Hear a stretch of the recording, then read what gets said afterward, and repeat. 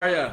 I'm Cesar Quintero with The Profit Recipe. I'm here to share my mentor session and let's get started. So I'm here in Miami and ready to get started with these questions. All right. Member name Jessica Stahl. I know Jessica. Awesome. When do you know if I should fire a team member, whether contractor or employee?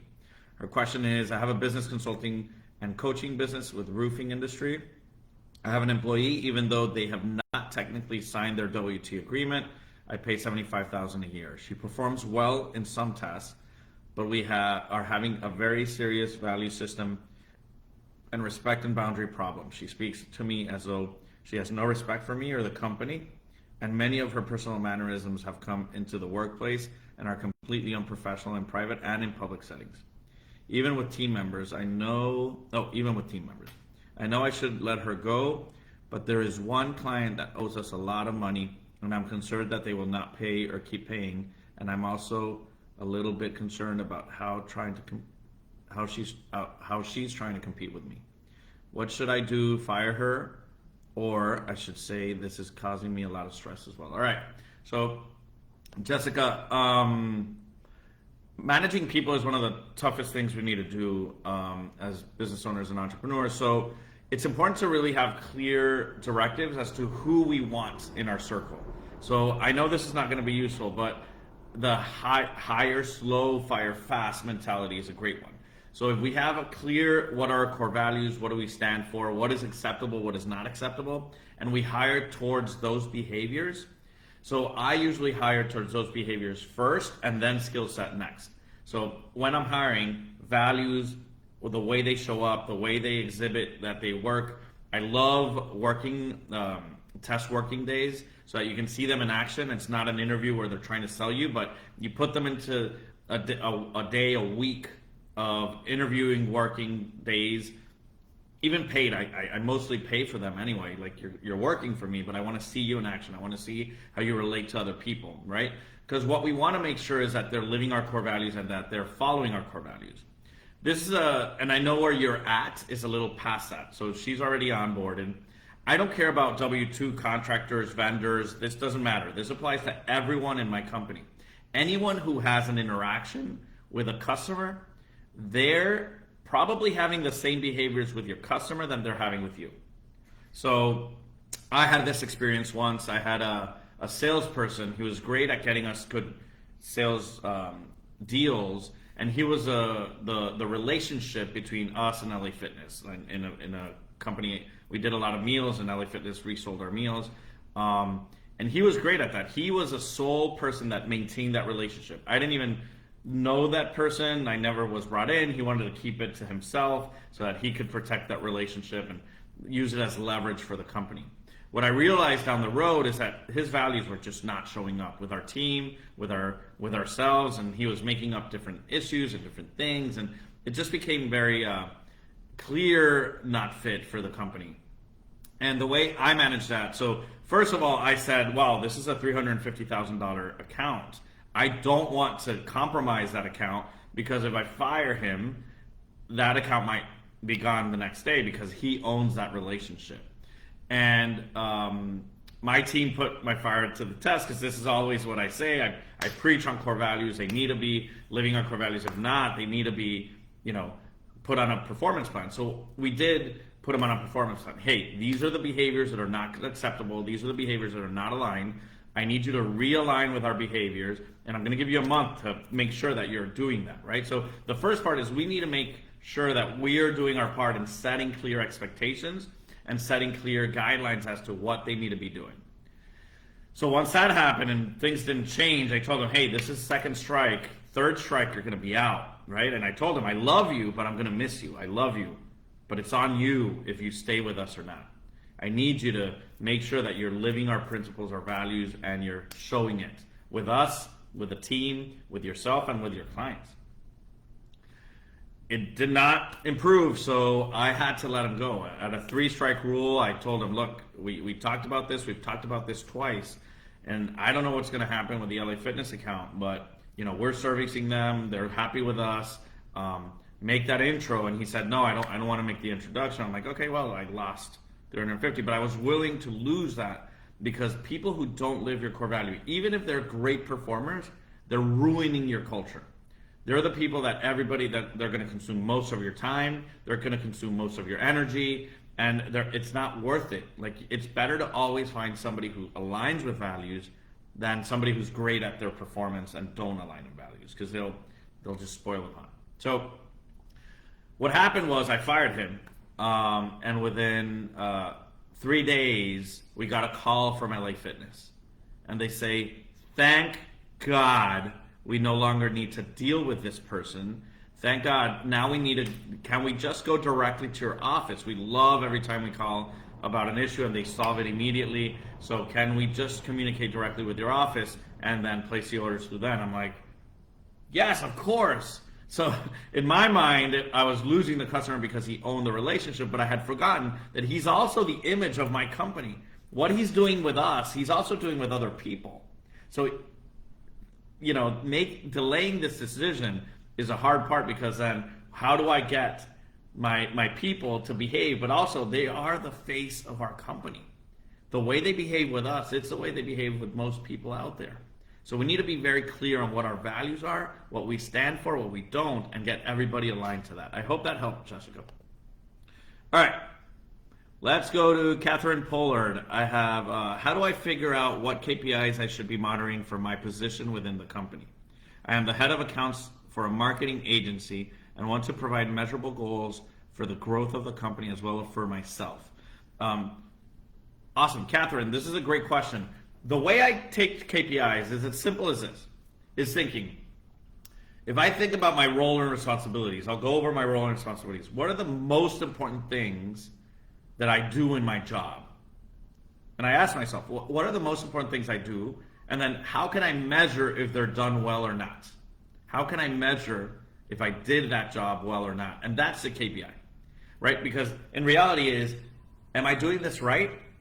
And then if I am, how do I know I'm doing it right? How can I let my CEO, how can I let my team members know that I'm doing what's right?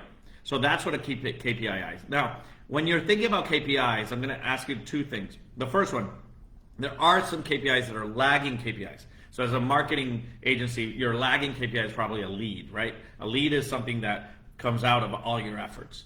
But there's leading KPIs, right? How many times we post, how many engagement, how many people interact with us, how many campaigns have we run, what's our ROAS, our return on an ad spend, and different things like that can be leading indicators on saying, am I doing the right things to get the results I want to do? So you always want to have a mix of leading indicators and lagging indicators for each position. I hope that helps. Okay, then I go to Lamont Gray. How much should I pay myself? I provide point of sale systems and security cameras to business and homeowners. I have grown my company. Oh, give me one second here. I've grown my company from being a side hustle to a point where it earns more money than my regular job. I am now transitioning into my business full time. Should I pay myself the same salary I was earning, pay myself a salary that is competitive for the position, or pay myself a percentage of profits I earn each year? This is a great question, Lamont. So I would pay, Greg Crabtree in his book, Simple Numbers, he's a big believer in understanding that your P&L and your numbers should reflect the right operational costs.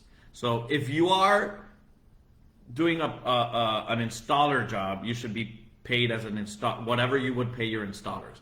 If you're making a management, what would you pay? What would the market pay for that management position? So you really need to think about yourself and what roles you're playing and add that cost to the business, even if it's in books or if it's in advance, right? But you need to make sure that your cost structure is right, because when you stop doing that role, somebody has to come in and you need to pay that person for doing that role, right? So if I was a delivery person and I was doing a route of delivery, I need to be paid as a delivery person in my books to make sure that my cost structure is correct and I can scale with that cost structure. because there's nothing okay with me taking all the jobs and then paying myself nothing, and then the business looks great because I'm doing all the jobs, right? So that's number one. Understand what your hats are and what that pays in your market. What would you pay for that position within the market or within your company to do that job? So that would be question number one. Question number two is you need to pay yourself salary as the owner as well.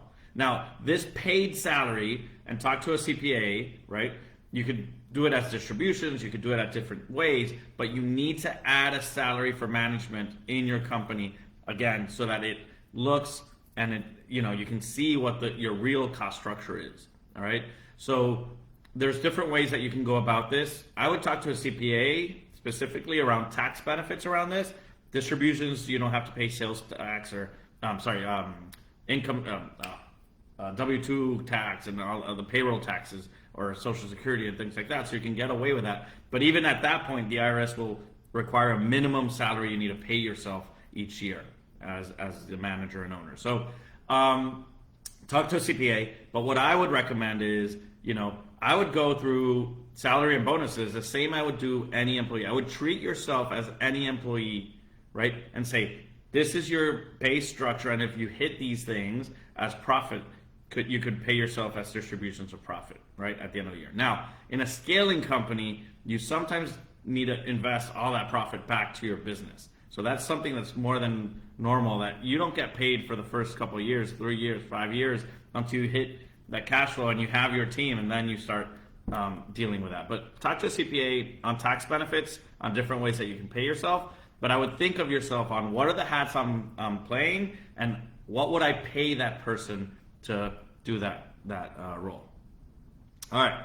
I also have Lamont here. What different bank accounts should I have for my business? What is the purpose of each? I provide point of sale systems, 2 bank accounts, and a few personal bank accounts. In the early stage of my business, I use my personal account to business expenses. I have since transitioned to making all business purchases on a business account. Yes. It is becoming very difficult to manage and see revenue from the business, both business and personal accounts. Yes. No. Once you start a business, you have a business account. Whether it's one for savings, one for checking, you always want to have a business account. Never mix it up, because that creates a lot of complexity, and it creates a lot of complexity for taxes as well. So you want to keep very clear. I personally have a credit card for each of, I have 3 businesses. I have a credit card for each of my businesses, and I don't use them for each other. It's only this credit card for this business, this credit card for this business, this credit card for this business. They each have their own checking account. They each have their own savings accounts, and it depends on what system you use to manage, right? But one checking and one saving is more than enough if you need it. If you're using profit first or different philosophies, then they recommend like 6 different accounts for different things and different. But I prefer keeping it simple at the beginning. Just personal is personal, business is business. And then if you're going to be expensing things through your business account, make sure that all those things get expensed in one line item, so it's easy to see your results at the end of each quarter. All right. Kimberly Benjamin, what are the things to take into consideration when compensating employees and contract workers? One of my business is a hair salon, and I want to sell direct to consumer products, and have my sister who has a great deal of followers online, and she wants to make money by focusing on sales, by positioning the products and bringing in new business. I would like to offer her a commission since I don't have the budget to do salary. What are some things I should take into account for the incentive? All right, so Kimberly, salespeople should only make commission. I don't believe in salaried salespeople. Salaried salespeople aren't hungry enough, and they need to believe in themselves. Salespeople are great at competition. They're great at salary. If they want to sell, go and sell and get a commission by that, right? So make sure that when you're setting up a salesperson, there's 2 things I say, right? So what do you need to make and what do you want to make? Those are 2 different things. So need to make is, okay, let's guarantee this is the minimum you make. And in order to make this, you need to sell this amount, this thing. So calculate how much do they need to sell. I always go by gross profit, right? By gross profit. Every product they sell, how much is a gross profit? And then all the expenses can go to us as a company. But as gross profit, what are the margins? What are the things that they can expand and grow in doing this, right? So I would take into account the gross profit margin. I would take into account how many products they need to do, what are your goals, what are your targets, and give them super green targets, right? I want to give them, this is your target. If you hit this, you get this bonus. But if you hit, I don't know, 10% more, 20% more, you get 30% more bonus, right? We want them to strive for more. Salespeople are great at competition and striving. Now, especially this is a new account and this is new products, you want to make sure that your sister understands that this is on her. Like if she wants to start this, your time is running the business, it's doing all these things, and then this is an extra, so she needs to understand that she's coming on board. She needs to take ownership of creating the process, creating the systems. How are we going to do it? Training the salon experts on how to sell the product and different ways like that, because she wants a commission on these products. So I would just add her commission into the cost structure for the products, and that way you make sure that you're always at a profitable sell. Make sure that they don't control pricing, because if they control pricing, they'll go this. Give them parameters on how much they can discount things, and that way they can adapt to that. So I hope this helps. All right, that is it. It was a short mentor session today. All right, see you around.